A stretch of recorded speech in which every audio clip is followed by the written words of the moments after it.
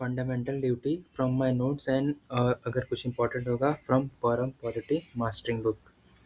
सो जो fundamental duties हैं वो पार्ट 4A आर्टिकल 51A में है और ये हमने यूएसएसआर से लिया है, ठीक है।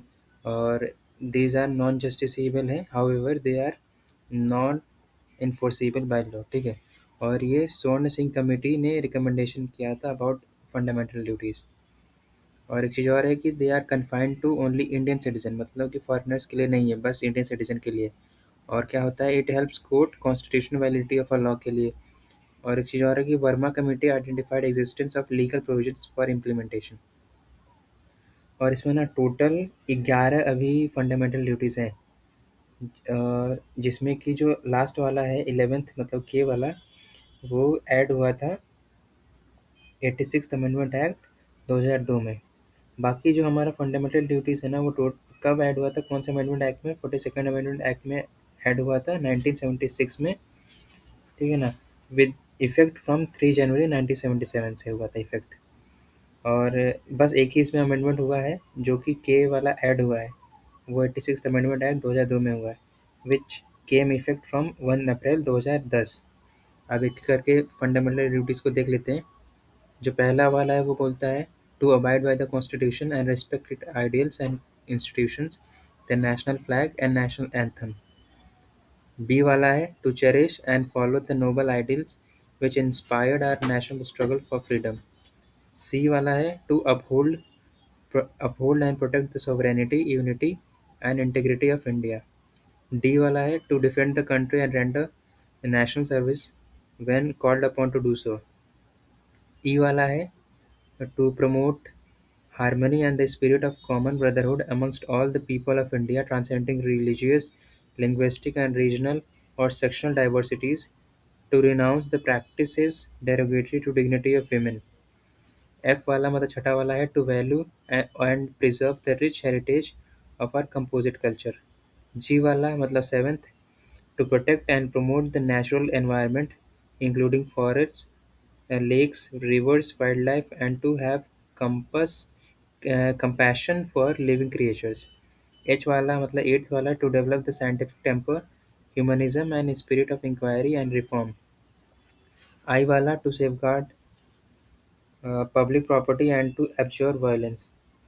J मतलब tenth वाला to strive towards violence in all spheres of individual and collective activities so that the nation constantly rises to higher levels of endeavor and achievement.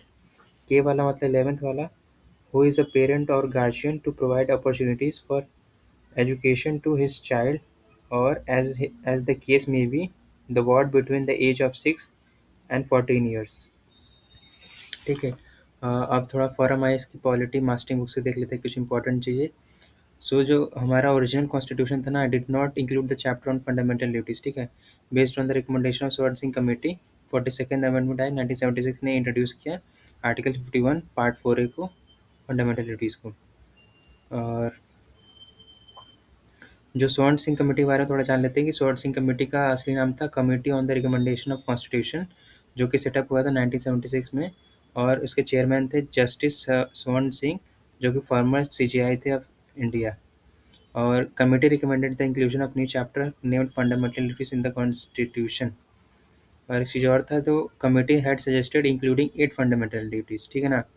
But the 42nd amendment introduce 10 duties, ठीक है। मतलब कि स्वर्ण Singh committee ने 8 fundamental duties दिया था, लेकिन हमारे असली फंडामेंटल ड्यूटीज़ में 10 है। और बाकी जो स्वर्ण सिंह कमेटी ने वोट इन द इलेक्शन और पे टैक्सेस वाला भी दिया था, और protect weaker section from social injustice and वो, लेकिन ये फंडामेंटल ड्यूटीज़ नहीं बनाया गया, रिजेक्ट किया गया।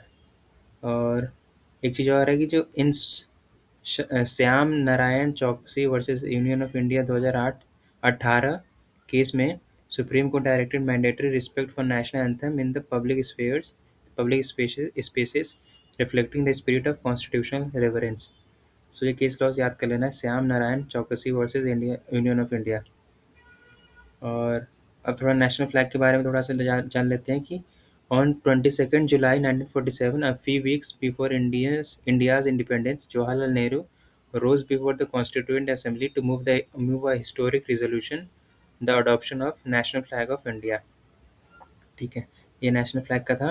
और नेशनल फ्लैग के बारे में in the landmark case of union of India versus Naveen Jindal 2004, Supreme Court held that the right to fly the national flag is an integral part of the freedom of speech and expression guaranteed under Article 19, Clause 1, Subclause A. Importantly, the court clarified that the Flag Code of India 2002, which provides guidelines for the flag usage, is not a statutory law, and violation of it do not attract the criminal penalties. Only acts list under the 1971 Act can result in punishment. और एक चीज़ और है कि जो flag code of India 2002 है, issued by the Ministry of Home Affairs, serves as a detailed manual for dignified display and handling the national flag. It codifies customs and conventions but does not impose legal obligations. और एक चीज़ और है कि according to the flag code of India 2002, the national flag shall be rectangular in shape with the ratio of its length to height being 3:2. Or it is important to note that the size 600 mm to 400 mm is not a standard dimension. ठीक है ना, याद रखना, APYQ में भी आया था। बाकी official prescribed standard sizes of national flag क्या क्या है? 6300 to 4200 mm, दूसरा है 3600 to 2400 mm, तीसरा है 2700 to 1800 mm, चौथा है 1800 mm to 1200 mm, पांचवा है 1350 mm into 900 mm, सातवां है नेशनल 900 to 600 mm, आठवां है 450 mm into 300 mm, नौवां है 225 into 150 mm, दसवां है 150 mm into 100 mm। बाकी एक लीगल ड्यूटी होता है, उसका मतलब क्या होता है? Legal duty is an obligation imposed by a law upon an individual or entity to act or refrain from acting in a certain way.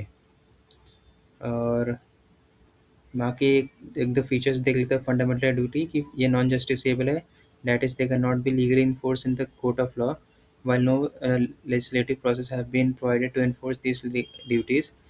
Parliament can implement them with the legislative enactments. Thus, while the state can enact laws to prevent violations of these duties, they cannot be imposed through rates. और एक चीज़ और है कि जो article 51 है, specify the fundamental duties are applicable only to the citizen of India. This creates a distinction since certain fundamental rights extend even to the foreigners, while fundamental duties remain confined to the Indian citizens alone. और एक चीज़ और है कि जो fundamental duties of India ना reflects the collective aspirations and responsibility of the Indian people. एक यहाँ पे इम्पोर्टेंट फैक्ट है कि interestingly the Japanese constitution is the only democratic constitution in the world that explicitly lays down a list of citizens duty. So याद करना है। और एक चीज़ और है कि fundamental duties also act as a guiding beacon for judiciary, assisting in the examination and determination of the constitutional validity of the laws. और एक दो केस लॉज और याद करना है। AIIMS student union versus AIIMS 2001, और दूसरा Ranganath Mishra versus union of India 2003। और जस्टिस वर्मा कमेटी के बारे में थोड़ा जान लेते हैं। Justice Verma committee officially known as a committee on the fundamental duties, जिसके was constituted by the government of India in 1999। इसके चेयरमैन थे जस्टिस JS वर्मा, जो कि फॉर्मर CJI थे। और